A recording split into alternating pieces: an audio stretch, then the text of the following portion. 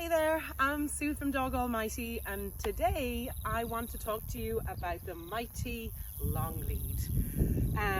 When I say mighty long lead, I mean a great big long lead for your dog. So having to keep our dogs on lead during lockdown and isolation can be tricky. It can really change walks for dogs, and they don't get as much exercise because they're on the short lead, and those doggies that pull hard can also make it a reasonably unpleasant experience for their owner. So the solution is a long lead.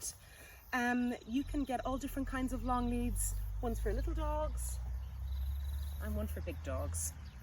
Clients who've been working with me for a while will be no stranger to these long leads, and certainly the feedback that I get from people is that it can certainly make their walks way more enjoyable.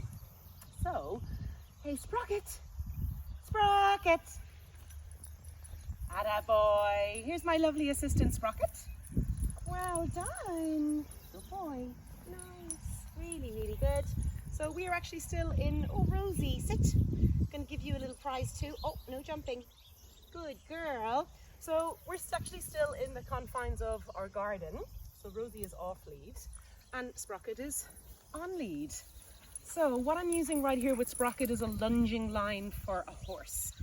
You can buy this at your local saddlery, or at the moment, given that all the shops are closed, maybe you can beg, borrow and steal one off your horsey mates. And these lines are generally 8 to 10 meters long, and look how far Sprocket can get away from me, but I don't lose control. It really, really does improve the quality of his walk while staying on the lead. So when he's on the lead, I can also use the opportunity to practice my recall. Sprocket! Attaboy! Clever boy! Really, really good. So it looks real easy when you see a trainer working with a long line, or when you're just talking about it, but certainly the feedback I do get is that it can have some teething problems for people. So I encourage you, when you take your dog out for a walk on a long line, initially and generally, you need to act like a human extendable lead.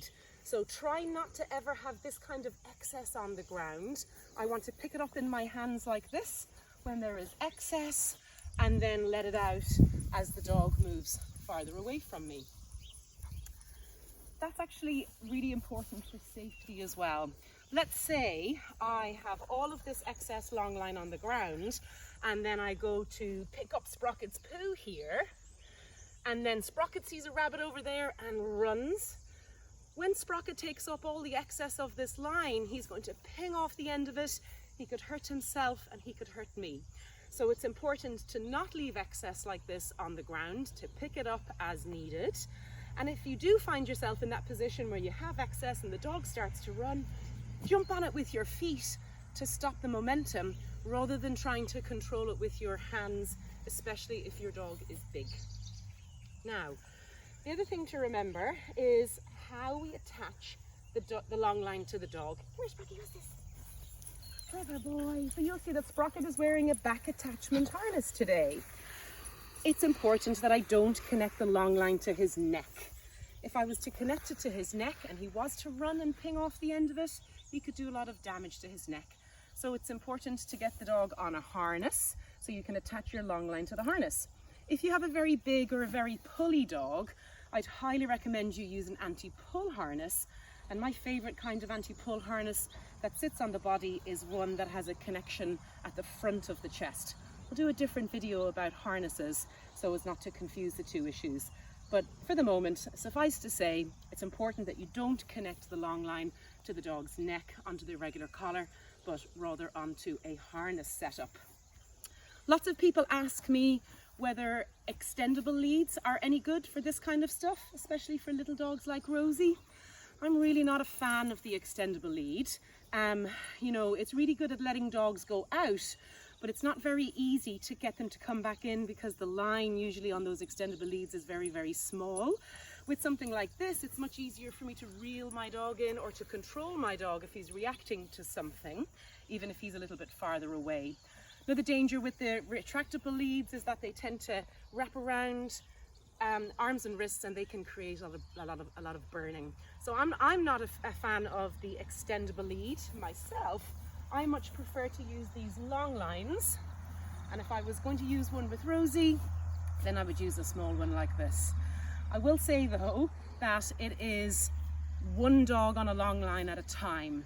It can be reasonably difficult to control a dog on a long line, especially at first. They want to go around trees and the line gets wrapped up on things, and if you take them to the beach, the line can get wet. So you'll definitely have your hands full with just one dog on a long lead. With a bit of practice, you can have one dog on a short lead and one dog on a long lead and alternate. Or if you have someone to help you walk the dogs, you could have either dog on a long lead. So just to remember, during isolation, the whole point of keeping our dogs on the lead is to keep them in our bubble. So if you have your dog on a long lead and you see somebody else with their dog, it's important to reel your dog in so that they're back in your bubble and under control and not upsetting other people. And another really important thing to remember on our walks during isolation is to pick up your dog's poo. It's so important that we continue to practice respect for other people's users in our public areas by picking up our dog poo. So I'm going to take my doggies out for a walk. Sprocket will be on a long line, Rosie will be on the lead, and halfway through the walk I'll change that up. If you are going for a walk along the road, it might be a good idea to take your dog on a short lead, put your long line in a bag and carry that to the walking area, and then when you get to the place where you would ordinarily let your dog off the lead, take them off the short lead, put them on the long lead so you can give them a little bit of extra exercise. So, hope you have fun with this extra idea for your lead walks, and remember, stay safe.